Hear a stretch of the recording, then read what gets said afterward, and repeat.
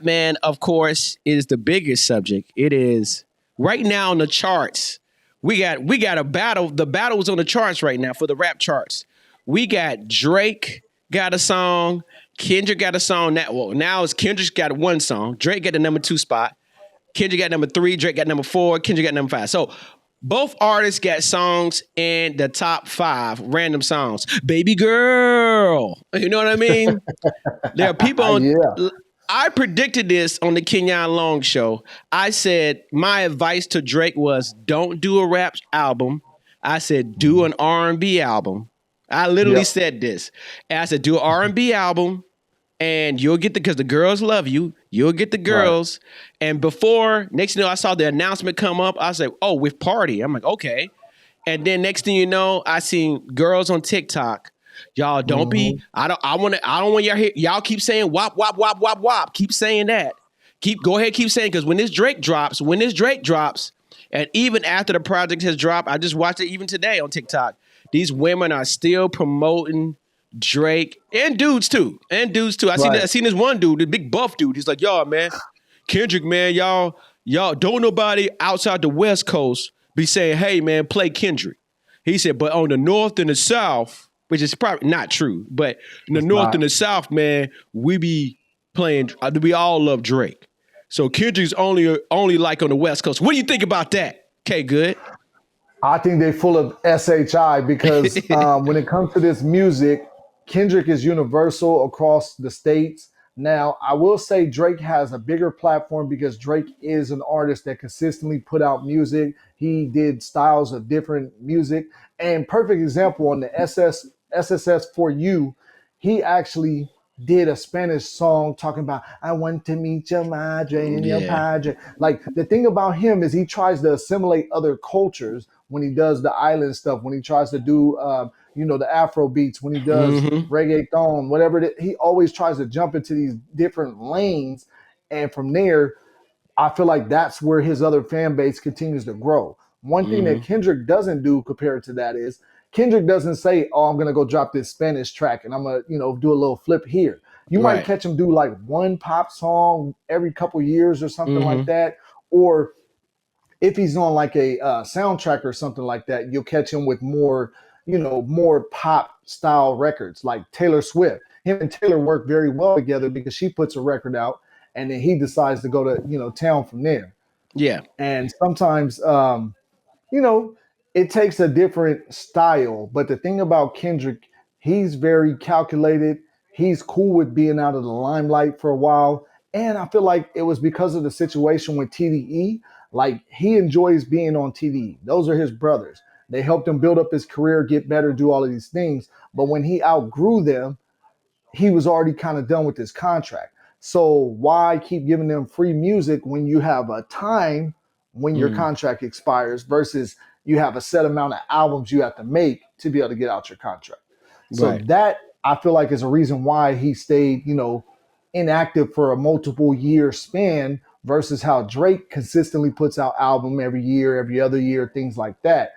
And I feel like I wanted the R&B album from Drake, but I think these songs, they weren't that like Drake Take Care, style. This wasn't Views. This wasn't that super Drake smash banger. Like right now, that Nokia song and the other one, Something About You or whatever, those aren't even my favorite songs. I like the songs that Party came in first that were, like coming off. Party came in singing his behind off on a few of those songs.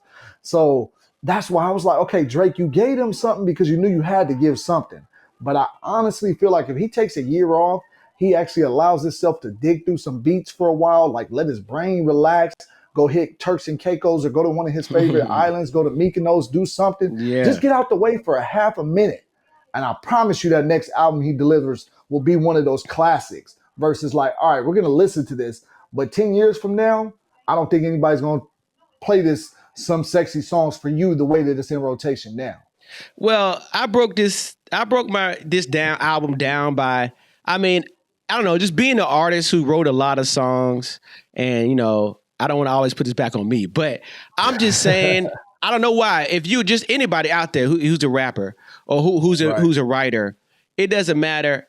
I can smell number one when Drake didn't write the song, and we already Right. know Party wrote a bunch. They probably got 1,000 songs in the vault. Yep. So I Yep. think this was just some songs in they vault because number one is not even synced correctly. Like you said, the Spanish song comes out of nowhere, and then like you got new lyrics because one of these songs you got new lyrics on. All right, because you talking about Kendrick and you talking about Melissa Ford, right? Yep. But I feel like I think T-Pain said the same thing too after me, but he said like these songs are just tossed together. And like, hey, but if you that popular, you can do that. You got songs in the vault you ain't never put out.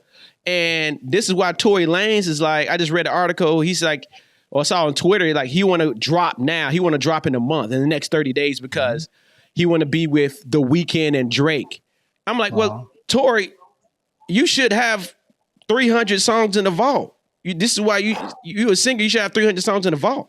You know what I mean? Not because you can go to jail, but you should have songs in the vault, man. If you that high of an artist to where you're recording. So I know Party and Drake got tons of songs, and I felt like this album wasn't cohesive. And like you said, there was some skippables on here. There's some songs I did like. Give Me a Hug though. I was like, oh shoot, Give Me a Hug. I reacted to that. That's got a lot of views on Snapchat, and I did like Give Me a Hug, but that Nokia song, I thought that dude was Nav. Baby girl. I was like, who's this? That's corny, man. Baby girl. Maybe it's a Canadian dude, but baby girl. That just sounds so corny. I was like, man, what's I wasn't lame a big fan of it. And like I said, I liked about 6 songs on that whole 21 song album. Yeah. And 4 of my favorites were all the ones that Party Next Door led on. And Deeper was my favorite one because Party was in his bag singing in the beginning of that song. Yeah. And I would say as far as my favorite that Drake did, Seeing Towers, because I liked his vocals. I like how he was doing the Seeing Towers. Yeah. Like he was, he had that flow. Yeah. And I feel like oftentimes throughout this album, his vocals didn't keep a consistent chain. Like he didn't keep the same style of recording on every song. Like I could hear where sometimes he put extra auto-tune, where he put the doubler on, where he did this. That's why I was like, okay, I'm not really feeling it like that, because his actual sound and things, you could tell these records are from different eras. It's not all from now. I'm like, okay, Drake, you need to give us a whole R&B album of right now if you're going to drop one. So that's why I said take a break, do 1 year, get your whole stuff ready, and then be like, all right, boom, here's the new album. I said the same thing about some. I love Party. I was mad that I was up on Party day one. Like I almost thought I downloaded him when he first came out, but from Kazaa. I don't know, maybe he was right after Kazaa, but definitely The Weeknd I downloaded on Kazaa though. I remember that. I had The Weeknd House of Balloons on Kazaa, and so. I was like, damn, these singers are changing their name. Like first we had somebody called The Weeknd, now we got somebody with this long ass name called Party Next Door. But I was like, what is up with these names people are making? And so I said the same thing about the autotune. I feel like, man, Party Next Door, his autotune is like, when he uses it on his albums is way better. And I was like, it was kind of off on some tracks. And so I said the same thing about the autotune. I didn't like how it was used. It felt like it was used wrong. So I felt the same way. Man, we think alike here, KGood. You know what I mean? You know your music. Great minds think alike. You know your music. You know your music, man. But yeah, so now these two are battling it out on the charts, and both are on tour. Drake has done a huge marketing this week, though. I already knew it was fake when they had a drone catch him gambling, and and then he throws the slide. I was like, oh, this is a hell of a ad for steak. You know what I mean? I was like, why would a drone catch you gambling? Like, all right. So he did that. How did it just know where up the building to go find this man out of all the people in this particular building when most people probably don't even know what unit or number he's at? You know what I mean? Right. And so, and then Drake, why would you step outside if you see a drone outside? You know what I mean? He people got inside like, oh, don't get in my business. Let me go tuck off. Right, there's a drone out there. You know what I mean? Somebody like, hey, there's a drone. Yeah. So I was hell of a marketing there.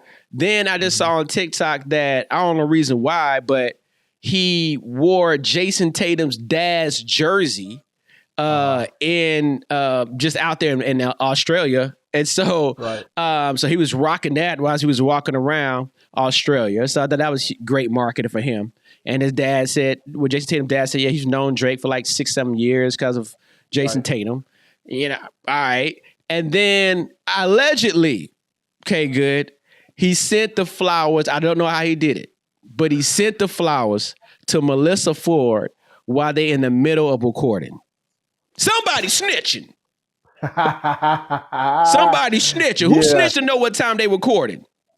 Man, I don't know, but it's funny because I feel like anytime it relates to a female, Drake is gonna find his way into the mix. This man is very female oriented. I mean, he'll F your mama, he'll F your baby mama and your wife. And your side chick. He's the type that's gonna get in the mix however it goes. And supposedly, he ended up smashing Lil Wayne's girlfriend when Lil Wayne had to go sit down. And then that's why he got the tattoo of Wayne to try and like apologize for that. And that's the one thing. It's like, when he raps about loyalty, he talks about all these different things as far as who betrayed him in his rap beef and all that. I'm like, one of the things, if you look at it, go ahead. One of the things, if you look at it, is how could you be loyal knowing that one of the biggest sticking points as a man is their woman? Like, you think smashing somebody's woman is something that's all right? Like, and people just supposed to be okay with it. Like, yeah, Drake hit, but hey, you know what? It is what it is. Like, no, bro, nobody's going to agree with that ever. And that's the thing where I felt like Future and Drake are both like toxic daddies. They want the stripper chicks. They out there like trying to knock down what they can knock down. Who's going to get the baddest one? We over here. We doing this. We're doing that. And I knew the two of them would be on a crash course at some point in time because they were going to cross over on who they liked and whatever happened there. Mm-hmm. And it's just like, that's why I would never be behind my homeboy or in front of my homeboy with the same chick and be like, oh yeah, I knocked, he knocked, it's all good. No, because it's going to get messy. Somebody's going to catch feelings, whether it's you, me, her, somebody. And it's never going to go the way you think it's going to go. Like, oh, we just both hit. All right, it's good. No. Right. Hey, I'm gonna clip this and send this to the NBA players, man. Like y'all up here running through the same chicks, bro. You know what I mean? Y'all got baby mamas that got others. You know what I mean? Like, yo, man, chill. You got what's, bro? NBA players. Look, man. TikTok has taught me. There's so many women in this world. There's so many women out here. I'm like, damn. And where do you live? Like, if I was famous, you wouldn't even catch me with a woman that had any type of fame, because why do I even want to deal with a woman that I know's dealt with somebody else high profile before me? Right. And it's like, okay, cool. Maybe she only dealt with one, but how many more know about her? How many more could get a hold of her? How many more have the phone number? All of those things. I'm not a jealous man, but I'd rather be able to know my woman's exclusive. I don't have to worry about competing against the Shaqs, the Kobe's, the freaking DeMar DeRozan's, the freaking Devin Bookers, the KDs, whoever else they want to deal with, any of the top NFL players, the Odell Beckhams, all of that. It's like, why would I even want to have those guys in the mix with the woman I'm trying to date? Just imagine, I'm somebody famous, I'm doing my thing, but then Jalen Hurts slides on the chick that I'm dealing with. What do you think she gonna do? Yeah. Unless we've been locked in for a while, she gonna be like, oh, Jalen Hurts, bigger bag, cooler dude. Okay, yeah, I'm grabbing him. Like, come on, who wants that? Yeah, you can get a bad one that out surpasses any of the ones you see here in different spots. You go around the states, you traveling, you playing ball, you go out the country, all these different places. There's multiple options. I want somebody off the grid. No, for real, man. I mean, I like chicks who barely be on Instagram. Like, I'm like, she'd be like, oh yeah. I'm like, when I talk to a chick, she'd be like, oh yeah, I don't really do social media. I'm like, yeah, you know what I mean? Ding. Now, yeah, that's the ones. And if she bad too, and she'll barely do social media. Like, oh yeah. What are you RN? Oh, okay, yeah. Oh, you busy? You too busy for social media? Oh yeah. Right, that's the ones you want. You want a busy, bad chick that don't do social media, because when you get these girls that's like, Instagram that got a nice body and everything, and they got some of these NBA players in their DMs, and I know him, I know blah blah blah, and I'm like, oh yeah, I used to, and they just say it like it's nothing. Like they'll tell you like, oh yeah, I used to talk to him. Vince Carter. I don't know. You know what I mean? You be like, the easiest way to weed through that, take your woman out to a club in the city that y'all from and see how many guys that know her come over and say hi. That's the easiest way to figure out what it is. And then if you see what kind of profile of dudes is coming over, you'll know what type of time it is. Yeah. And I think that's why dudes, a lot of dudes, they'll start after you didn't work your way in the city. Once those high profile dudes, once they didn't work with all these girls that didn't knock down all these dudes, then they got to fly them in. They got to fly them in. Right. They got to fly them in from Dallas. You're getting flued out. You're getting flued out. Right. So you got to fly them in from Dallas. They got to fly them in from Houston. You been to Houston? Yes, I have been to Houston. You've been to Houston? Yeah, I was out there in Katy, Texas. My cousin, he was out there living. He used to play NFL, and then he moved out to Houston, where he's actually from Texas. But I've been out there. I've been to the strip clubs and the clubs and stuff. I ain't never seen nothing like that. I was in Houston last year for the first time. I ain't never seen nothing like that. I went to Joey's. It just kept being 10s walking in, groups of 10s, 2 and 3 girls of 10s, and they come into the bar by themselves. I was like, what the hell? It kept coming in the door. I was there. I was like, perfect. What? Perfect. This is why James Harden love it. Huh? Yeah, the perfect example for that. Where is Drake's favorite place in the United States? Of course, it's Houston. Houston and Atlanta. Because he gets all the different flavors, thick women. He got the bad strippers. He got the regulars. He got everything he wants, good food, all of that. So that's why every time, he's always got some type of shout out to Houston, Katy, Texas. You always hear that in the mix. So he's out there every chance he gets. Yeah, I don't know how many chicks he done smashed, him and James Harden. But I remember I got in an argument with the girl or a discussion in Houston. I was like, because I said something in this bar. I was like, yo, man, I could play something else besides Drake. Like, damn, man. This girl was like, you said something about Drake? I'm like, yo, girl, he ain't from here. You know what I mean? Right. Like, damn. Like, Drake is not from Houston. You know what I mean? Like, he only shouts y'all out because like he's one of their own. Yeah, he only shouts y'all out because he's running through y'all girls. You know what I mean? Like, come on. Lining them down. Lining them up like pins, knocking them down. Right. And man, I just like, y'all. I mean, like, he's not from y'all. Calm down.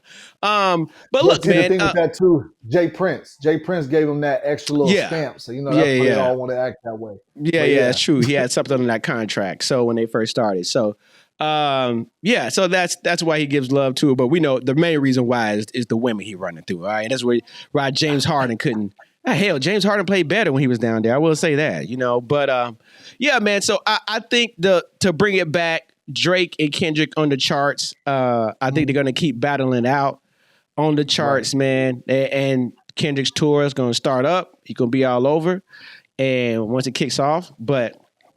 I think that, the stream wars is out there. I think they're going to keep battling at least for the next 2 months until somebody significant can drop. I don't know. Like I said, if J. Cole can drop in the next 2 months, maybe he can take some position there. I think J. Cole will probably end up waiting till summertime or like the fall because it's called the fall off. I think he's going to be ready for the fall when he drops that album. And he's making sure it's going to be the one that hits you right in the dome. Like, look, you're going to feel this one when I throw it. Okay. It's not going to be some lightweight stuff because he was talking about it possibly being his last album. But then, I don't think that's going to be the case. But still, if it's going to be your last album, you got to hit us with a classic like that Forest Hill Drive. You know what I mean? It's got to be that type of energy. Even still, I want it to be a little bit more aggressive than that. But he's got to come with that type of classic of an album. Yeah, and I've heard whispers that they said it is a classic, but from what I heard, but I haven't heard it, but this is what the whispers saying.